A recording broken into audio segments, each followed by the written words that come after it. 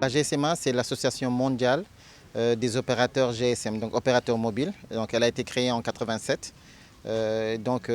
L'industrie mobile s'est retrouvée à un moment donné en disant qu'il fallait créer une association qui allait aider les opérateurs à avoir de meilleures relations avec les gouvernements, les régulateurs et tout ça, et aussi avoir un meilleur impact sur la population. Donc aujourd'hui, en plus des plus de 750 opérateurs mobiles, il y a aussi 400 entités, entreprises qui œuvrent dans l'industrie du mobile, comme Facebook, comme les équipementiers, Ericsson et tous les autres. Donc ils sont membres de la GSMA. Et aujourd'hui, la GSMA essaie d'apporter son aide à ces opérateurs-là avec les gouvernements. On a aussi plusieurs gros événements, comme le Congrès mondial du mobile qui se déroule à Barcelone. Et il y en a un autre qui va se dérouler en Afrique, le Congrès mondial mobile africain du 17 au 19 octobre à Kigali. Et après, on fait plein d'études, on a beaucoup de données et tout ça.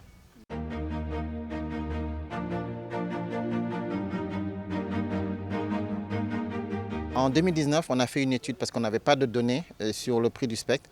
Donc on a fait une étude avec un cabinet international. On a fait une enquête sur plus de 70 pays dans le monde et une trentaine de pays en Afrique pour essayer de voir le prix des fréquences. Et on s'est rendu compte qu'en Afrique, que les prix des fréquences étaient élevés dans la plupart des pays et étaient plus élevés que dans les pays développés. Bon, certains me diront que parce qu'eux, ils ont eu le temps d'amortir un peu l'impact des télécoms. Et on a vu qu'il y a moins de fréquences accordées aux opérateurs et ça coûte plus cher. Et donc c'est un frein, parce qu'on a vu que c'était un frein à la qualité de service, c'est un frein à la couverture, parce que plus c'est cher, plus tu vas aller moins vite dans la couverture. Et aussi, c'est un frein aussi dans le développement du haut débit. Donc aujourd'hui, on ne sait pas pourquoi. Souvent, il y a des gouvernements qui mettent ça cher parce qu'ils veulent tirer profit du secteur des télécoms. Et d'autres parce que peut-être qu'ils n'ont pas les moyens ou qu'ils ont utilisé des méthodes de calcul qui aujourd'hui sont obsolètes. Donc aujourd'hui, on est en train d'essayer d'être des conseillers auprès de ces gouvernements-là pour leur dire, essayez de réduire le spectre. Comme ça, les opérateurs vont acheter plus de quantité de spectre et ils vont augmenter la couverture, ils vont augmenter la qualité de service. Et donc ça aura un impact meilleur sur les consommateurs et sur le long terme, ça fait plus d'argent pour les gouvernements.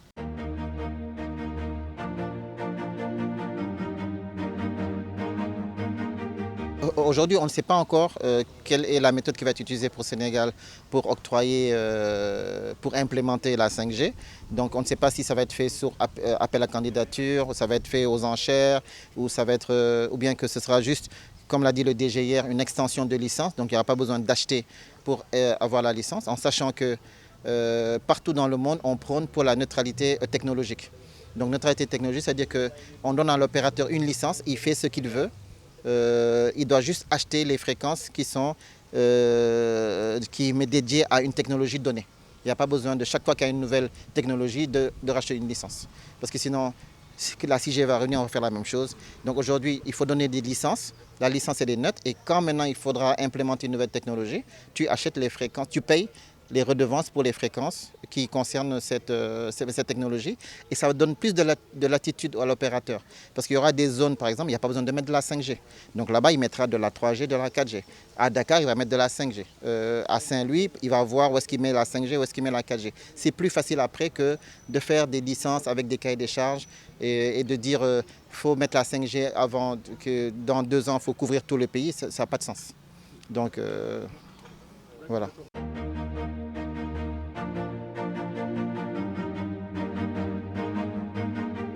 Donc déjà, nous, c'est plus large que même que l'inclusion financière, c'est l'inclusion numérique. Donc la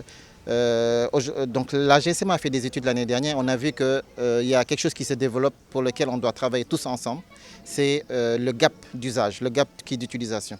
Quand on prend l'Afrique, aujourd'hui, même le Sénégal, on a un gap d'usage de 80%. Donc ce gap d'usage-là, comment ça s'explique? C'est qu'il y a des gens qui habitent dans des zones où il y a la couverture Internet, mais qui n'utilisent pas l'Internet. Et donc, s'ils n'utilisent pas, c'est qu'il y a des problèmes. Donc, le problème, il peut être tarifaire, c'est-à-dire que les tarifs qu'on applique sont trop chers, et donc ils ont d'autres priorités, ou bien parce qu'ils n'ont pas les moyens d'aller acheter les appareils, les nouveaux appareils pour pouvoir utiliser l'Internet, ou 3, il n'y a pas de contenu qu'ils trouvent intéressant pour aller sur Internet. D'accord? Donc ça, il faut que les gouvernements, les régulateurs, les opérateurs s'asseyent pour dire comment on fait pour réduire le gap d'usage. Parce que sinon, plus on va avancer et plus ce gap-là, il va augmenter. On s'est concentré pendant longtemps sur le gap de couverture. On a forcé les opérateurs à couvrir, mais aujourd'hui on a couvert. Mais est-ce que c'est utilisé? Donc il va se poser la question de l'investissement, retour sur investissement. Donc on donne des licences, on couvre partout, on dit 100% de couverture, mais on voit que les réseaux ne sont pas utilisés.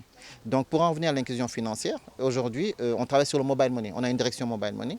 Donc on essaye d'apporter notre expertise, nos études, on travaille avec les banques centrales et les opérateurs pour voir comment développer le mobile money. Mais on se bat aussi contre les gouvernements qui aujourd'hui ont vu la croissance du mobile money, surtout en Afrique. Donc l'Inde, l'Afrique et le Moyen-Orient sont les zones où le mobile money il augmente. Mais on voit aussi qu'il y a une tendance, on veut taxer les transactions. Il y a des pays qui ont commencé. Et donc on parle d'inclusion et on veut taxer. Les gens qui sont venus dans le monde numérique ou dans le mobile money, c'est parce que ce sont des gens qui ne veulent pas aller à la banque.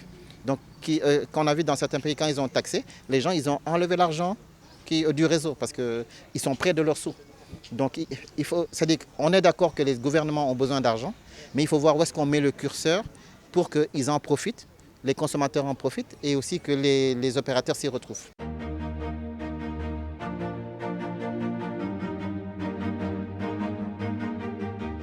Au Sénégal, c'est déjà les zones rurales. Donc, on a le Fonds de service universel. Donc, aujourd'hui, on sait qu'ils ont une nouvelle stratégie. Ils vont inclure les opérateurs. Donc, déjà, il faut arriver aussi à couvrir les zones blanches. Et donc, il y a des initiatives qui sont très bonnes.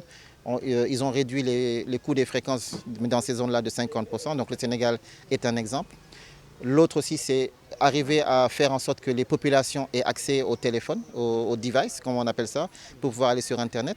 Donc il faut trouver des initiatives, des partenariats publics-privés, voir si les opérateurs peuvent développer des téléphones à bas coût. Orange avait cet objectif-là.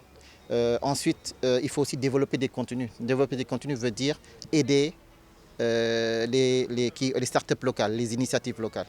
Donc les aider, les pousser, avoir, comme je l'ai dit tout à l'heure, trouver des solutions à nos problèmes. Pas aller prendre les solutions extérieures et les ramener. On a voulu, dans certains pays, ils ont voulu mettre Uber, ils ont répliqué Uber, ça n'a pas marché. Donc est-ce que Uber est fait pour nous? On a tellement de voitures de taxi, peut-être qu'il y a d'autres solutions qui sont adaptées à nous. À une époque, on avait la livraison des repas avec Hello Food. Ça n'a pas marché parce que nous, on cuisine à la maison. Oui, mais c'est qui l'utilise? Est-ce qu'on a fait le calcul de qui l'utilise? Ce n'est pas parce qu'on habite à Dakar qu'on l'utilise que les 17 millions de Sénégalais l'utilisent. Ça peut marcher parce qu'il faut développer, mais il faut l'adapter à notre manière de vivre. L'exemple que je vais donner, le partage de crédit n'existe nulle part qu'en Afrique. Parce que nous, notre habitude de vie, c'est quoi? Moi, j'ai habité dans les quartiers populaires. Le matin, ma mère me donne l'argent. Elle me donne 500 francs, je vais acheter mon pain, mon beurre, mon lait et mon sucre. Donc, c'est-à-dire que j'ai de l'argent pour chaque jour. Et puis aujourd'hui, le prépayé qui est développé en Afrique. Le post-payé, là, c'est en Europe. L'électricité, c'est adapté avec le Wi-Fi. Parce que chacun veut maîtriser sa consommation. Donc les télécoms, c'est la même chose.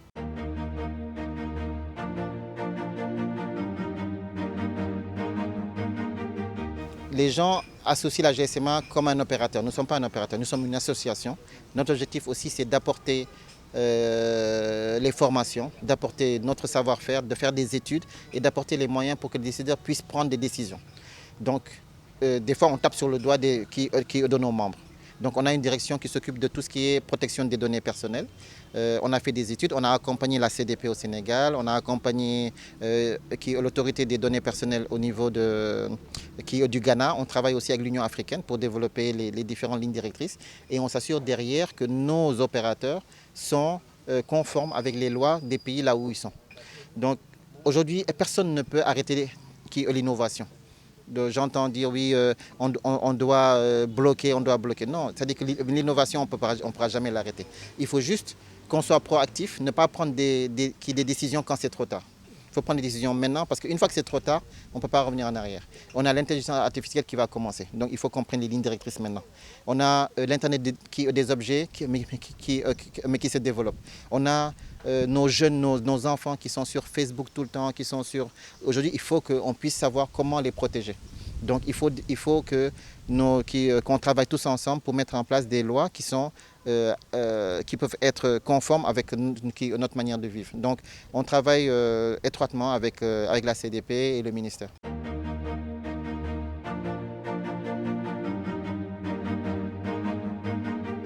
D'abord, je vais encore répéter, la 5G, ce n'est pas pour nous uniquement les consommateurs. Donc c'est pour ça que certains pays se disent qu'on n'a pas besoin de la 5G. La 5G, globalement, en tout cas là au début, c'est surtout pour les industries. C'est surtout pour tout ce qui est e-santé, e-gouv, e-éducation, l'éducation à distance. Pouvoir être au Sénégal et suivre des cours aux États-Unis, je n'ai pas besoin d'aller prendre l'avion. Donc il me faut une connexion adapté. On a eu la pandémie. Durant la pandémie, moi je travaillais de la maison et souvent j'avais honte parce que des fois ma connexion se coupe et je suis en réunion avec mes collègues. Donc il me faut un bon débit n'importe où je suis dans ma zone. Donc j'avais des coupures et tout ça. Donc la 5G va aussi développer le fixe haut débit. Donc surtout dans des zones reculées, pouvoir augmenter la couverture au débit. Ça va aussi être dans les zones où il y a beaucoup d'entreprises. Mais la 5G aura un énorme coût. Donc c'est pour ça qu'il faut aider les opérateurs à avoir une vision de quand est-ce qu'on va implémenter la 5G, quelles sont les fréquences qui sont accessibles et sous quelle forme on va donner la 5G aussi.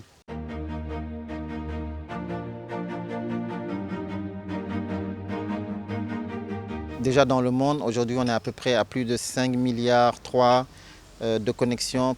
On a compté les gens qui ont une puce, on ne compte pas ceux qui ont deux puces. Mais les connexions, globalement, c'est 5,3 milliards. L'Afrique, aujourd'hui, est en croissance. Donc, c'est la zone où il y a plus... en tout cas, les connexions à Internet augmentent. En sachant que l'Afrique, c'est l'avenir. Parce qu'on a une population, globalement, dont l'âge moyen est inférieur ou égal à 19 ans. Donc, c'est-à-dire que c'est l'avenir. C'est-à-dire que c'est eux qui vont plus utiliser la 4G et la 5G. C'est pas nous. Donc c'est eux qui vont aller dans le métavers, c'est eux qui vont aller sur Facebook, c'est eux qui vont faire les jeux. C'est pour ça qu'aujourd'hui vous avez beaucoup de jeunes qui jouent. C'est pour ça que quand j'entends des fois les anciens, ils vont dire oui on parle de jeux, non, mais ils ne s'en rendent pas compte. Ouais, donc ils ne s'en rendent pas compte. Donc aujourd'hui, et il y a plein de choses, il y a plein de projets aujourd'hui qui vont se développer. Le Digital ID. On veut numériser les extraits de naissance, on veut avoir des cartes d'identité numériques. Donc ce sont des projets qui vont se développer. On a les data centers, c'est très important. L'Afrique commence à dire qu'on veut que nos données restent en Afrique. Donc si nos données restent en Afrique, il faut des data centers. Sinon, on va tout conserver à l'extérieur et le jour où la personne décide de fermer, on n'a plus accès à nos données. Donc aujourd'hui, il faut que les défis, c'est qu'il faut créer la confiance entre les consommateurs et l'opérateur, créer la confiance entre les gouvernements et les opérateurs. Ils ne se font pas confiance. Donc c'est pour ça qu'on n'arrive pas à collaborer efficacement.